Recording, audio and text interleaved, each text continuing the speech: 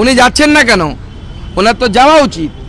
উনি মুয়াজ্জেমদেরকে নিয়ে এখানে মিটিং করছেন, ইমামদেরকে নিয়ে মিটিং করছেন, আর ওখানে যাওয়ার জন্য ওনার অসুবিধা হয়ে যাচ্ছে। উনি তো সেকুলারিজমের বড় নেত্রী আমাদের। উনি যাবেন, সমস্ত তো সব সেকুলার ওনার ভাইয়েরা সব নাকি চুপ হয়ে যাবে। দুধেল গায়েরা চুপ হয়ে যাবে। রাজ্যপালকে বারণ করছেন মুখ্যমন্ত্রী যে যাবেন না, মানে দেখুন রাজ্যপালকে মাননীয় মুখ্যমন্ত্রী কেন বারণ করছেন? উনি কি লুকোতে চান কিছু? কারণ আমি মোথাবাড়িতে যেতে চেয়েছিলাম, আমাকে মোথাবাড়িতে যেতে দেওয়া হয়নি। পরে যখন আমি মোথাবাড়িতে গেলাম তখন দেখলাম সমস্ত চিহ্ন মিটিয়ে দেওয়া হয়েছে, দোকান ঘর যেগুলো ভাঙা হয়েছিল সব সারিয়ে দেওয়া হয়েছে। 23 জন হিন্দু অ্যারেস্টেড হয়ে রেখেছে, শুধু এইটুকু বাকি আছে, বাকি সব সারিয়ে দিয়েছে। সেই জন্য অপেক্ষা করছেন মনে হয় যাতে রাজ্যপাল যেতে না পারেন, রাজ্যপালকে যেতে পারেন, সব সামনে যেন না আসে, পুরো সত্যটাকে ধামাচাপা দেওয়ার চেষ্টা হবে। আমি রিকোয়েস্ট করব এই মুহূর্তে সিচুয়েশন কেউ যেন আমরা গিয়ে লোকাল ছাড়া আর সিচুয়েশনকে আমরা যেন কেউ কি বলবো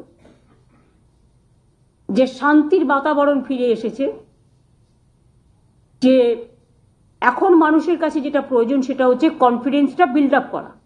সেই কাজটা প্রশাসন করছে, তা নাহলে আমি নিজেও যেতে পারতাম। তাহলে আমি যাচ্ছি না কেন?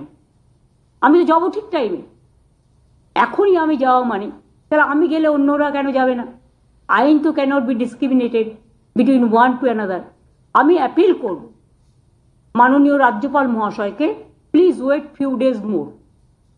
আমাদের স্টেট উইমেন কমিশনও যেতে চেয়েছিল, তাদেরও আমরা বলেছি please just wait few days more, কিছুদিন অপেক্ষা করুন, আগে ওদের মধ্যে কনফিডেন্সটা বিল্ড আপ হোক।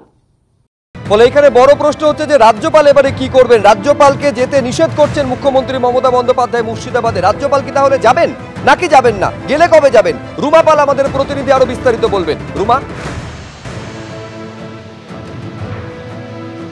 দেখো, রাজ্যপাল এই কিছুক্ষণ আগেই কিন্তু তিনি সাংবাদিক সম্মেলন করলেন এবং তাকে এই প্রশ্ন রাখা হয়েছিল যে মুখ্যমন্ত্রী অনুরোধ করছেন যাতে তিনি মুর্শিদাবাদে না যান, যেহেতু সেখানে শান্তি বহাল হয়ে গিয়েছে। তিনি বললেন এটা অনুরোধ করা হয়েছে, তবে শান্তি বহাল হলে তিনি আরও খুশি হবেন, কিন্তু সরজমিনে তিনি খতিয়ে দেখতে চান। সেই কারণে কিন্তু তিনি আজকে যাচ্ছেন, মুর্শিদাবাদ যাচ্ছেন এবং অবশ্যই তিনি সার্কিট হাউসে থাকবেন।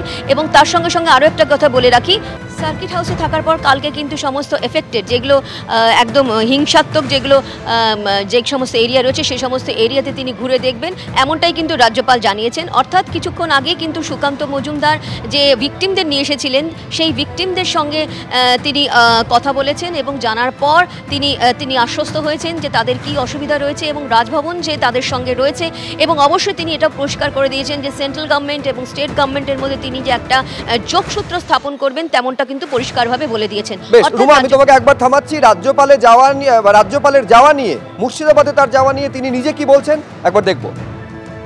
Victims of Murshidabad, particularly women, they came and met me.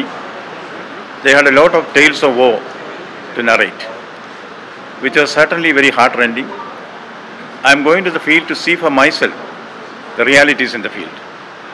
Only then I will be able to make up my mind on the future course of action and give reports to whoever is concerned to implement things. I will certainly visit Murshidabad, but which are the occasions I have to decide for myself. Chief Minister requested you not to go Murshidabad because peaceful environment already restored there. If peace is restored, I am very happy about that. From the field, once I realize that it has been done, I will be most happy to make my report accordingly. It's a request by the people from that area. They have requested that a BSF camp should be there. This is something which has to be examined in all its aspects at the highest levels.